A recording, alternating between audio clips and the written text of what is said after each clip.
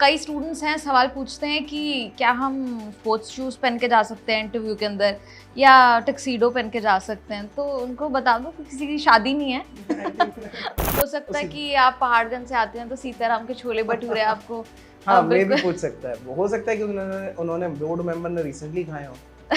तो that is a possibility. Flashy ना पहने, यस। एक्सपेंसिव घड़ियाँ, एक्सपेंसिव कोशिश कपड़े। करें ना पहने। एक दिन नहीं पहनेंगे, अगर है भी तो कोई फर्क नहीं पड़ेगा। मतलब ऐसा तो नहीं अपने आप को गरीब दिखाना नहीं। चुभने वाली जो चीजें हैं ना, अगर आपको चुभना बंद हो गया है तो बेसिकली आप पत्थर हो गए। रख हौसला, वो मंजर भी आएगा। प्यासे के पास चलकर खुद समंदर भी आएगा। तू थक कर बैठ ना जाना ए मंजिल के मुसाफिर, मंजिल भी मिलेगी और मंजिल का मज़ा भी आएगा।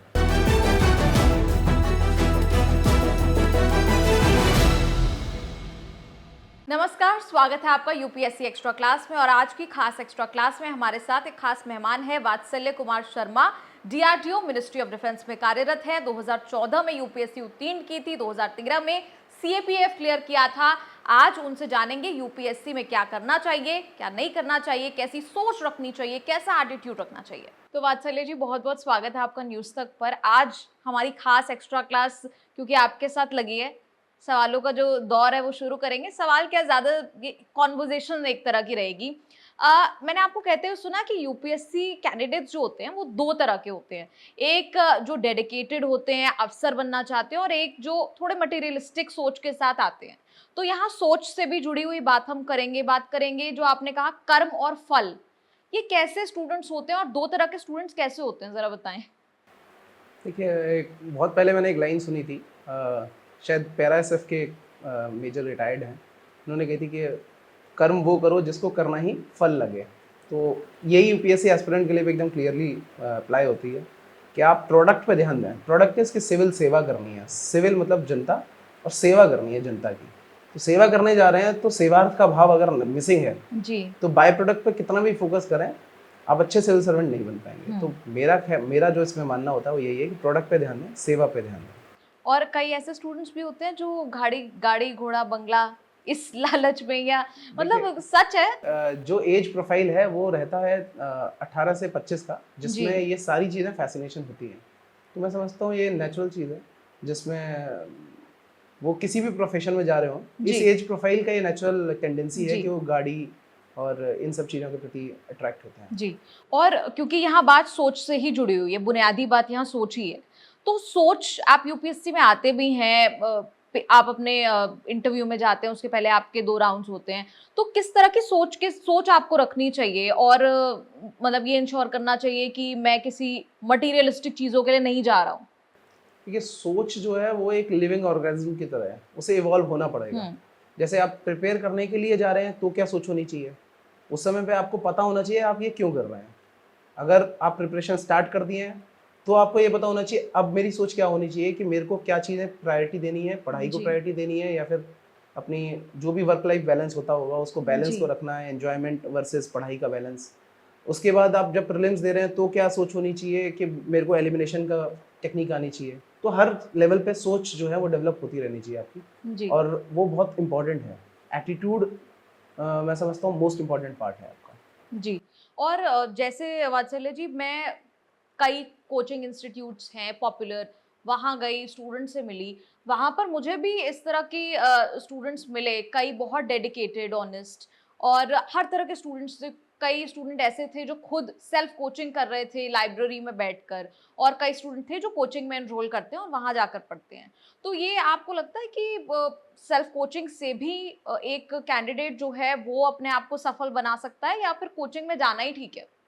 देखिए, दोनों ही तरीके की चीज़ें हैं। जैसी आपकी पर्सनैलिटी है, जैसे आपने पहले बताया कि आपने देखा क्लास में बच्चे बहुत डेडिकेटेडली पढ़ रहे थे। जब मैं प्रिपरेशन कर रहा था तो मैंने सड़क पर नोट्स पढ़ते हुए, चलते हुए सड़क पर लोगों को देखा हुआ है। मुझे नहीं पता उनका सिलेक्शन हुआ नहीं हुआ, और मैंने ये हरकत कभी नहीं करी। लेकिन ये है कि ऐसे भी करते हैं, और ऐसे भी मेरे मित्र हैं जो हर वीकेंड पे जाते थे बाहर, एक बारी बाहर का खाना ज़रूर खाते थे, आराम से पिक्चर विक्चर भी देखते थे जो भी नहीं आती थी, और फिर भी गॉट इनटू आईएएस। तो इट डजंट मैटर मच। जहाँ तक बात है आपकी सेल्फ स्टडी और कोचिंग की, दोनों ही तरीके के हमारे पास एग्जांपल्स हैं जिसमें लोगों ने एग्जाम क्रैक करा है। अगला सवाल जुड़ा है डैप से। डैफ एक बहुत ही इम्पोर्टेंट पार्ट होता है क्योंकि वहीं से आपसे ग्रिलिंग हो जाती है इंटरव्यू में, खास तौर पर क्योंकि वहाँ जो भी आप डिटेल्स भरते हैं, मतलब मैंने कभी नहीं सोचा था, जब मैंने रिसर्च करना शुरू किया तब मुझे पता लगा, जब मैंने मॉक इंटरव्यूज़ देखे किस तरह के सवाल पूछे जाते हैं। जहाँ आप रहते हैं वहाँ, अगर फॉर एग्जाम्पल आप सरोजनी नगर रहते हैं, आप पटेल नगर रहते हैं, तो वो भी मैंने आपको कहते हुए सुना कि वो भी आपसे पूछा जा सकता है। मेरे को ऐसा लगता है कि ह्यूमन टेंडेंसी है, जो भी आपके सामने शब्द आता है उससे रिलेटेड जो भी आपको स्ट्राइक करेगा जी। उस पर आप सवाल बनाने की कोशिश कर लेंगे।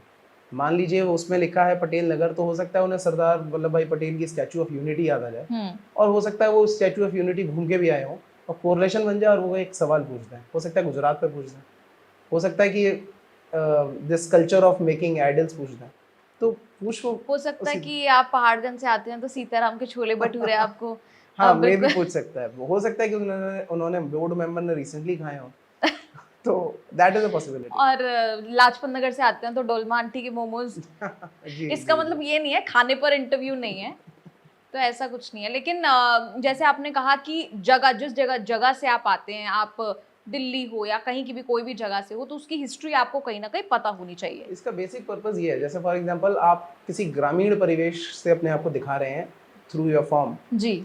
और आपकी बोली भाषा कहीं से महसूस नहीं हो रहा है कि आप उस पर्टिकुलर एरिया से आते हैं। जैसे एग्जांपल मैं लिखता हूँ कि मैं एक हाथरस जिले के सादाबाद तहसील के जी। रसगवा पोस्ट के पास का एक रहने वाला आदमी हूँ, जी। और मैं इस गांव से आता हूँ, और मेरी भाषा शैली में कहीं से भी ब्रज भाषा का टोन नहीं आएगा, हम्म। तो उनको ये डाउट आ जाएगा कि हम इसकी जेन्युइनिटी जानें। तो वो एटलीस्ट आपको अपनी जो भी आप भर रहे हैं, as the name says detailed, it starts with detailed, तो you should be detailed in your analysis. जी। आपकी एनालिसिस जितनी ज़्यादा स्ट्रांग होगी, जैसा आपने शब्द इस्तेमाल करा इंटरव्यू में, ग्रिलिंग हो जाती है, वो ग्रिलिंग होगी या आप इस प्रोसेस को एंजॉय करेंगे, वो आपकी डिटेल्ड एनालिसिस पे डिपेंड करेगा। जी। और डैफ से रिलेटेड अगर बात करें, एड्रेस की ही बात करें, जैसे आपने कहा जगह, जहाँ जिस जगह से आप आते हैं, वैसे फॉर एग्जाम्पल हम सोच भी नहीं सकते, लेकिन आपका फ्लैट नंबर जो है मतलब ऐसा भी होता है, मैंने ये सोचा जब मैंने देखा तो। मेरे साथ एक्चुअली ऐसा हुआ था कि मेरा हाउस नंबर 148 है, जी। और कॉन्स्टिट्यूशन में आर्टिकल नंबर 148 जो है वो कैग का है। तो मेरे को ऑडिट और कैग से क्वेश्चन आया था, तो मेरे को लगा कि शायद ये रेलेवेंस रहा होगा, क्योंकि और कोई तरीका नहीं बन रहा था जहाँ से मैं फिगर आउट कर पाऊँ that why this question came. तो इसलिए मुझे ऐसा लगा कि शायद वो वहाँ से आया। तो that must have come as a bouncer for you. मतलब कैग मुझे लगता है नॉर्मल जो भी यूपीएससी की तैयारी कर रहा होता है उसको पता होता है, तो इतना नहीं था, लेकिन ये था कि ये मेरी एनालिसिस में नहीं था, मैं उतने तक नहीं जा पाया था। जी। एंड व्हाई नॉट, अगर हम मेंस में इतनी मोटी मोटी मैगजीन्स पढ़ते हैं और इतने मोटे मोटे अखबार खत्म कर रहे हैं, why not to give some time for the last stage and the most important one. और क्योंकि आपने अखबार पढ़ने की बात कही, अब कई स्टूडेंट्स हैं, और अखबार ना सिर्फ यूपीएससी, लेकिन हर किसी स्टूडेंट को कहा जाता है कि अखबार पढ़ना ज़रूरी है, लेकिन मुझे नहीं लगता हर स्टूडेंट ये बहुत जल्दी इनकलकेट कर पाता है। हो सकता है कई स्टूडेंट्स बोर ही हो जाएं एक अखबार पढ़ के, तो उसके बारे में अगर कुछ गाइडेंस अपनी तरफ से देना चाहें। देखिए इट्स अ हैबिट, और it takes over a period of time आपकी डेवलप होगी, ऐसे नहीं होगा, और उसमें एफर्ट भी डालना पड़ेगा। जी। अगर मान लीजिए आप गिटार सीखते हैं, तो ऐसा नहीं होगा कि पहले साल में ही आपने रॉक ऑन के गाने बजाने लग जाएंगे, आप शायद पहले साल में तारों पे अपनी कमांड बना पाएंगे, तो डेवलप करते करते होगी। Initially when I used to read Hindu, ऐसे ऐसे वर्ड्स मैंने जो कभी सुने नहीं थे वो पढ़ने थे जी। उनके, मैं वर्ड्स की मीनिंग लिखना स्टार्ट करा, लेकिन फिर आई रियलाइज कि लेटर ऑन वो कॉन्टेक्चुअली आपको याद हो जाता है कि किस कॉन्टेक्स्ट में यूज हो रहा है, तो वो धीरे धीरे आदत दैट बन कम्स गई। विद रीडिंग, मतलब यस, शब्दों के मतलब जो है। Absolutely absolutely. तो जितना आप पढ़ते जाएंगे उतना आपका बेहतर होता जाएगा। जी। कॉलेज से पढ़ना स्टार्ट कर देंगे तो शायद जब अगर प्रिपरेशन करनी है तो प्रिपरेशन करते टाइम तक आपका बहुत अच्छा हो जाएगा बैकग्राउंड, तो इट्स अ नेचुरल प्रोसेस। अब कई स्टूडेंट्स हैं, सवाल पूछते हैं कि क्या हम स्पोर्ट्स शूज पहन के जा सकते हैं इंटरव्यू के अंदर, या टक्सीडो पहन के जा सकते हैं, तो उनको बता दो कि किसी की शादी नहीं है। आई थिंक उसमें बहुत ही क्लियर है, you will have to be very formal in your outwears. जहाँ तक इंटरव्यू का सवाल है, मेंस में तो ऑफ कोर्स सब लोग इसी फॉर्मेट में आते हैं, कोई क्रॉक्स पहन के जा रहा होता है, कोई चप्पल पहन के जा रहा होता है, कोई पजामे में आता है, बट वहाँ तो मैटर नहीं करता। वहाँ मैटर नहीं करता, लेकिन जहाँ मैटर करता है वहाँ पे करना पड़ेगा। तो वहाँ क्या करना पड़ेगा, लेकिन क्या नहीं करना पड़ेगा ये जान लेते हैं। बेसिकली आप फॉर्मल सूट पहन लें, टाई पहन लें, प्रॉपर बेल्ट लगा लें, जैसा होता है नॉर्मल, फ्लैशी कुछ ना पहने, फ्लैशी ना पहने, yes। एक्सपेंसिव घड़ियां, एक्सपेंसिव कोशिश कपड़े, करें ना पहने, एक दिन नहीं पहनेंगे अगर है भी तो कोई फर्क नहीं पड़ेगा। मतलब ऐसा तो नहीं अपने आप को। गरीब दिखाना नहीं, ऐसा नहीं है, डिसेंट इज नॉट गरीब। और जैसे हमने बॉडी लैंग्वेज की बात करते हैं, उसमें एक एस्पेक्ट पे तो हमने बात की, उसके अलावा आप अंदर जाते हैं, बात करते हैं पैनलिस्ट से, कई बार ऐसा एक पर्सपेक्टिव रहता है कि ग्रिलिंग होगी, जैसे हमने पहले भी बात की, ग्रिलिंग होगी, एक काला सा कमरा होगा जिसमें हंटर चला रहा होगा कोई, नहीं जब नहीं, ऐसा तो नहीं नॉर्मल होता। बहुत बहुत चिल माहौल होता है, I will say honestly, but it depends कि आप कितने प्रिपेयर होके जा रहे हो। अगर आप बहुत अच्छे से प्रिपेयर होके नहीं गए हो, वो आप ही के बारे में जानना चाह रहे हैं और आप अपने बारे में खुद ही नहीं जानते हो, तो ना आपको बताने में मज़ा आएगा ना उनको सुनने में मज़ा आएगा। It is a two way process. तो अपना अपने बारे में जान के जाएं, जो आपने लिखा है डेफ में उस पर हर चीज़ पे समझ के जाएं क्या बोल सकते हैं। और डैफ के अलावा जैसे देश दुनिया से जुड़े सवाल भी पूछे जाते हैं, हो सकता है कोई कंट्रोवर्शियल सवाल आप पर दाग दिया जाए आपकी अप्रोच देखने के लिए उस पर, तो कैसे इसमें डील करना चाहिए? कई बार स्टूडेंट्स ये सवाल पूछते हैं। देखिए ये तो आपकी आफ्टर बीइंग अ ब्यूरोक्रेट भी होगा, हो सकता है आपको ऐसा सवाल पूछ लिया जाए जो कि आपको उत्तर देना पड़ेगा। वही तो टैक्ट है कि अगर वो आपको आ गया तो काम हो चुका है। तो वो डिफिकल्ट सवाल या कहा जाए कंट्रोवर्शियल सवाल, उसमें कुछ आप फैक्चुअली जो सही बता सकते हैं वो बताएं, और जहाँ नहीं आता है वहाँ सॉरी कहते हैं। लेकिन फैक्चुअली तो आप अपना बताते ही हैं जवाब, लेकिन उसके अलावा जब आपकी अप्रोच उस पर पूछी जाती है, मान लीजिए देश में कोई प्रोटेस्ट हुए हो, कोई एजिटेशंस हुए हों और उससे जुड़े आपसे सवाल कर लिए जाएं, और एक तरह से वो बाउंसर की तरीके से आता है कि क्या जवाब दे, पॉलिटिकली करेक्ट हो या नहीं। अगर अगर मान लीजिए आप किसी चीज़ पे ओपिनियन रखते हैं, तो वो जाहिर सी बात है किसी बैकिंग होगी उसकी, कोई ना कोई लॉजिक होगा, कोई ना कोई रैशनल होगा। अगर विदाउट रैशनल रखते हैं और ऐसे ही बस ओपिनियंटेड हैं, तो जाहिर सी बात है आपकी पर्सनैलिटी उतनी गंभीर नहीं है कि आपको और फिर मारे भी जाएंगे और सवाल होंगे। यस। तो इसीलिए अगर आप कोई भी लॉजिक दे रहे हैं, कोई भी स्टैंड ले रहे हैं, कोई भी ओपिनियन रख रहे हैं, आप उसके पीछे रीज़न रखें, लॉजिक रखें। अच्छा वात्सल्य जी, एक मतलब बड़ी हंकी डोरी बातें तो हो गई, क्योंकि लेकिन यूपीएससी की जो असली जर्नी होती है वो स्ट्रगल से भरी होती है। उसमें एक एक दिन, एक एक मिनट, एक एक सेकंड एक कैंडिडेट के लिए कितना इंपॉर्टेंट है वही जानता है। ऐसे में जो कैंडिडेट स्ट्रगल कर रहे हैं, स्ट्रगल से गुजर रहे हैं, कहीं ना कहीं मशक्कत करनी पड़ रही है, इस बीच अपने आप को कैसे मोटिवेटेड रखा जाए? क्योंकि बहुत ईजी होता है, डिस्ट्रैक्शंस आजकल बहुत हैं, social media, there is everything that can distract. तो ऐसे में how do you know sail through? ये दो तरीके हैं, एक तो इनर मोटिवेशन, एक आउटर मोटिवेशन। घर वाले जो मोटिवेशन देते हैं, दोस्त देते हैं, परिजन देते हैं। दूसरा है इनर। तो एक कविता थी जो हम लोगों ने लिखी थी आई थिंक 2-3 साल पहले, कि वो कहती है कि बनना है तुझे कुंदन तो तुझे तपना होगा। तो वो it starts and goes on like that. You can continue that. ना but crux of the matter is that only, that अगर आपको कुंदन बनना है, अगर आपको कुछ अचीव करना है, तो आपको तपना होगा। सेकंड थिंग, अगर मान लीजिए कि आप ड्यूरिंग द प्रोसेस ऐसा भी हो जाता है कि आप एक आध बार फेल हो गए, तो अगर आप फेलियर एक्सेप्ट करना नहीं जानते हैं, तो आप जीत को मतलब हासिल करना आपके लिए नहीं है जी। वो तो होगा ही, नेचुरल सा प्रोसेस है। तो जीत के प्रोसेस का ही पार्ट है हारना जी। तो एक्सेप्ट इट और फिर से काम करो, ढूंढ लो। देखिए इंसान जो है ना, अपनी कमियों को ढूंढने में, या कहा जाए अपने आप में कोई कमी है ये मानने में बहुत समय लगा देता है। सबसे पहले तो इस गलतफहमी को जो इसने निकाल लिया, वो उतनी ही जल्दी अचीव करने पे की स्टेज पे आ जाएगा। तो आप मान लीजिए आप कमियों से भरे हुए हैं, तभी आपका रिजल्ट जो भी आया नेगेटिव आया, तो आप उस पर काम करें और आगे बढ़ें। जी, सिंपल। और एक्सेप्टेंस। अच्छा, कल मैं 2 स्टूडेंट्स से मिली यूपीएससी के, हालांकि वो बहुत ही कम फ्रैक्शन है, मतलब मैं सिर्फ 2 से मिली थी, और दोनों का ही ये तीसरा अटेम्प्ट था, यूपीएससी का तीसरा अटेम्प्ट वो देंगे इस बार। मतलब सोचकर ही, मतलब यहाँ हमारे लिए बैठकर बात करना, उस पर प्रवचन देना, ज्ञान देना बहुत ही आसान काम है, लेकिन जो उससे गुजर रहा है वही जानता है।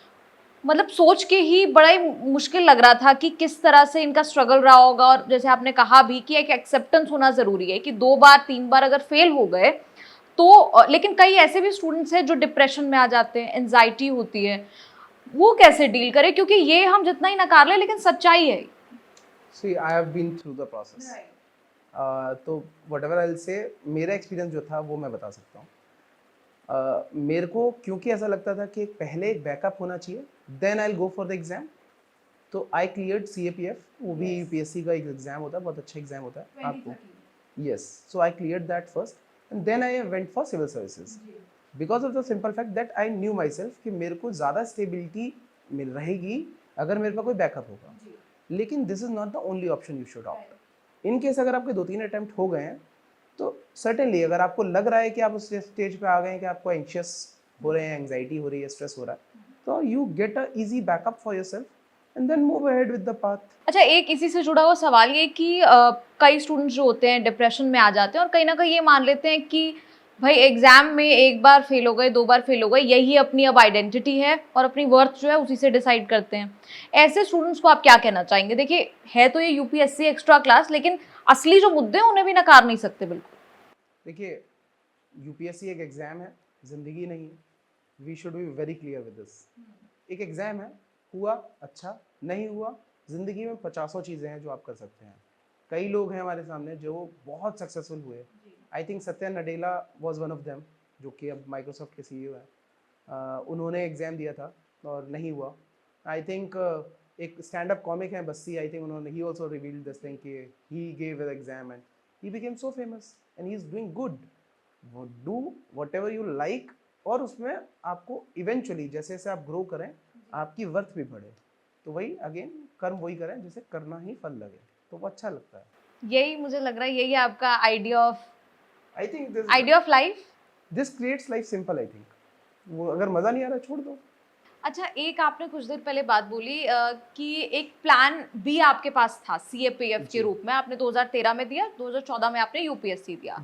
लेकिन कई लोगों को मैं ये कहते सुनती हूँ कि अगर आपके पास प्लान बी है तो वो कहीं ना कहीं आपको आपके प्लान ए से भटका देता है।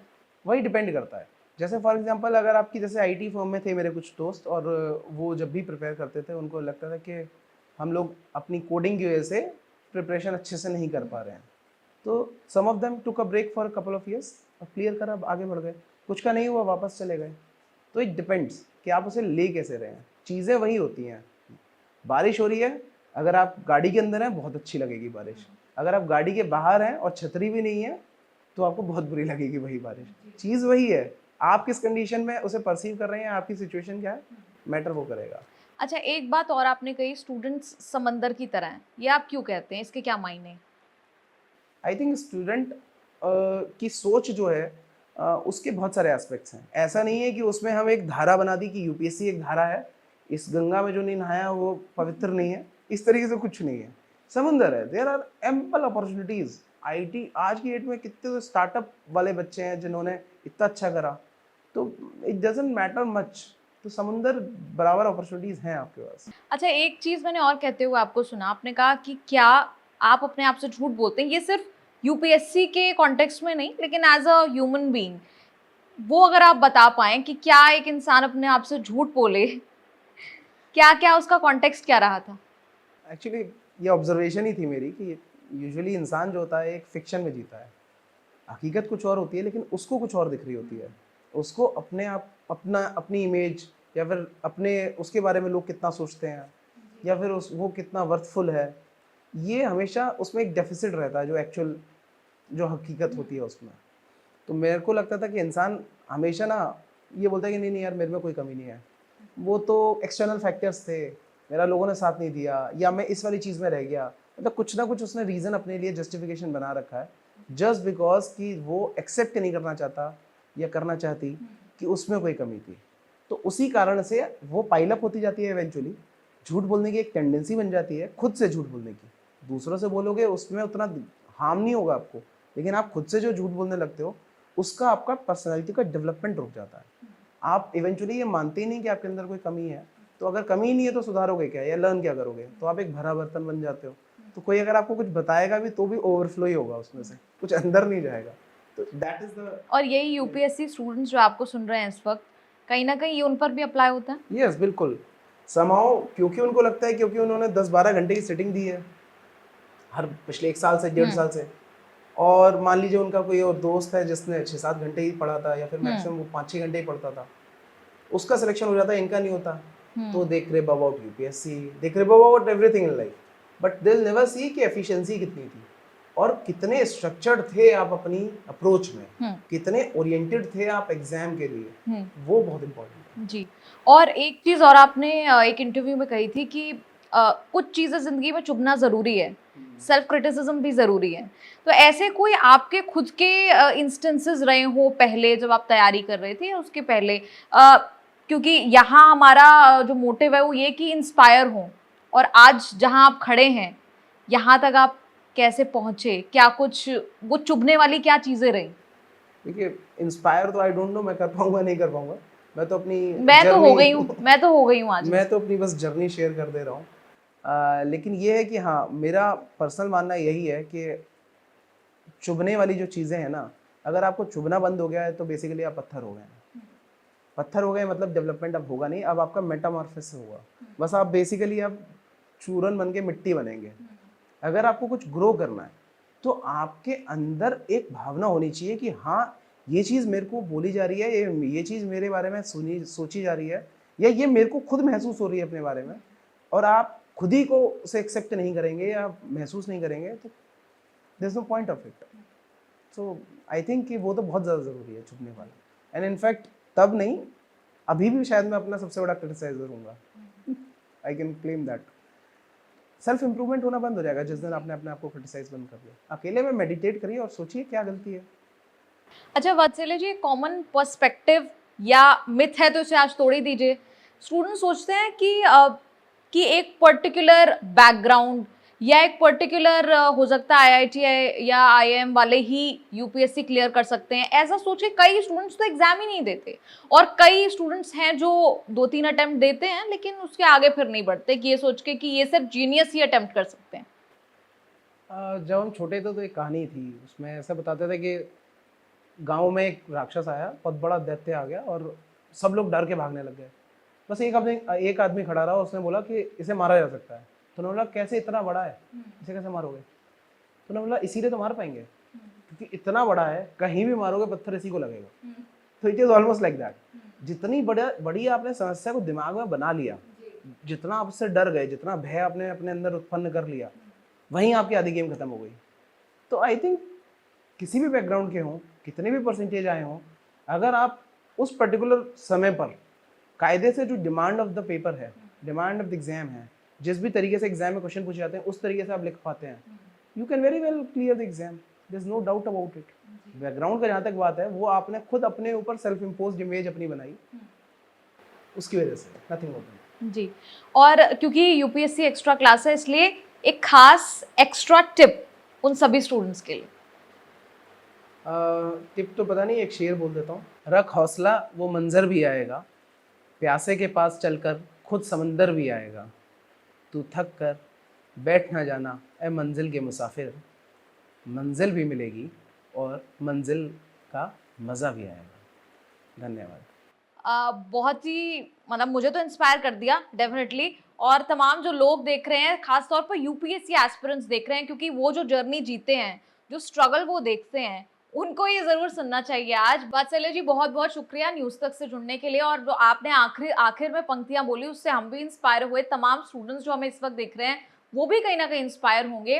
और अगले एपिसोड में एक नए मेहमान के साथ हम मौजूद होंगे यूपीएससी एक्स्ट्रा क्लास में। आप देखते रहिए न्यूज़ तक।